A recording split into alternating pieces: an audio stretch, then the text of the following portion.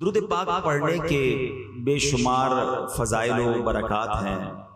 فضائل درود میں بہت ساری احادیث، بہت سارے واقعات ملتے ہیں۔ ایک بڑا ہی نرالا واقعہ، بلکہ اگر میں یہ کہوں کہ آپ کی اور میری آمد کا اس دنیا میں جو ذریعہ بنا ہے، نسل انسانی کے ابتدا کا اگر کوئی ذریعہ بنا ہے تو اس میں ایک وسیلہ، ایک واسطہ، ایک ذریعہ درود پاک بھی ہے۔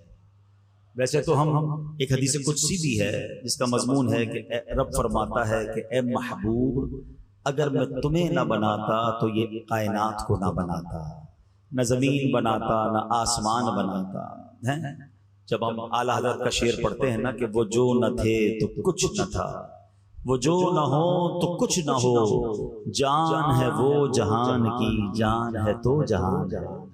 یہ تو ایک اس حدیث قدسی کی شرح ہے، لیکن ایک اور بھی پہلو ہے، ایک اور بھی زاویہ ہے۔ اب ذرا سمجھیے گا کہ جب حضرت آدم علیہ نبینا علیہ الصلوۃ والسلام کی تخلیق ہوتی ہے اور حضرت آدم علیہ الصلوۃ والسلام جنت میں تنہائی محسوس کرتے ہیں، کیونکہ آپ کی ہم جنس تو کوئی بھی نہیں تھا، آپ اکیلے ہی ایک انسان تھے، اکیلے چلتے پھرتے تھے۔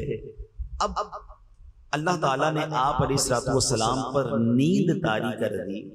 اسی حالت میں آپ کی بائیں پسلی نکال کر اس سے حضرت حوا رضی اللہ تعالی عنہا کو تخلیق کیا گیا اور پسلی کی جگہ پر گوشت رکھ دیا گیا۔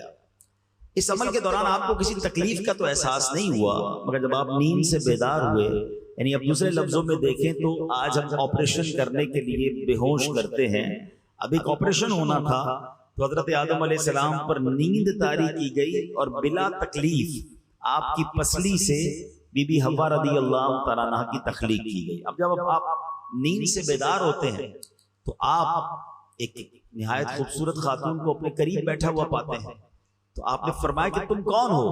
انہوں نے عرض کی میں عورت ہوں۔ فرمایا تمہیں کیوں پیدا کیا گیا؟ عرض کی کہ حضور اس لیے کہ مجھ سے آپ سکون حاصل کریں۔ اللہ اکبر۔ فرشتوں نے آپ علیہ السلام کے علوم کی وسعت معلوم کرنے کے لیے عرض کیا کہ ان کا نام کیا ہے؟ تو حضرت آدم نے فرمایا ان کا نام حوا ہے۔ سبحان اللہ۔ ارشاد فرمایا کیونکہ یہ ایک زندہ وجود سے پیدا کی گئی ہے۔ یاد رکھیے کہ حضرت آدم علیہ السلام کی باڈی سے، آپ کے جسم کے ایک حصے سے ضرور بی بی حوا کو بنایا گیا ہے، مگر یہ مرد و عورت کے ملاپ سے پیدا نہیں ہوئی، تو اس لیے یہ حضرت آدم کی اولاد نہیں ہے۔ اچھا، جب آپ نے حضرت حوا کو دیکھا تو آپ کے دل میں خواہش پیدا ہوئی، تو آپ نے، فرشتوں نے عرض کی اے آدم، اگر آپ ان سے نکاح کرنا چاہتے ہیں تو ان کا مہر ادا کیجئے۔ اب اس زمانے میں تو کوئی روپیہ پیسہ تھا نہیں، اس طریقے سے کوئی کرنسی تھی نہیں، آپ نے کہا مہر کیا ہے اس کا؟ تو ارشاد ہوا کہ ان کا مہر یہ ہے کہ آپ ہمارے سردار جناب محمد مصطفیٰ صلی اللہ تعالی علیہ وسلم پر 3 یا 10 مرتبہ درود پاک پڑھیں۔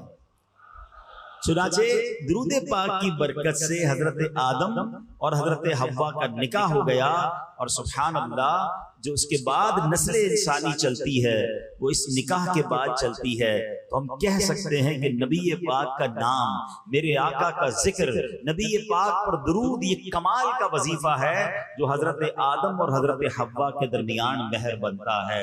سبحان اللہ، یہ کیسا وظیفہ ہے جو اگر کہا جائے کہ جب سے کائنات بنی ہے، جب سے درود و سلام کا سلسلہ ہے، اور سبحان اللہ آج ہمیں بھی یہ موقع دیا گیا ہے۔ ہمیں پتا ہے کہ ہماری زبانیں کتنی گندی ہیں، ہمیں معلوم ہے کہ ہم کتنے گناہ گار ہیں، سچی بات تو یہ ہے کہ ہم پر احسان کیا گیا ہے کہ ہمیں موقع دیا گیا ہے کہ جناب رسول اللہ صلی اللہ تعالی علیہ وسلم پر درود پاک پڑھ لیا کریں۔ آئیے مل کر محبت کے ساتھ با آواز بلند درود پاک پڑھ لیں۔ صلو علی الحبیب صلی اللہ تعالی علی محمد صلی اللہ علیہ وسلم۔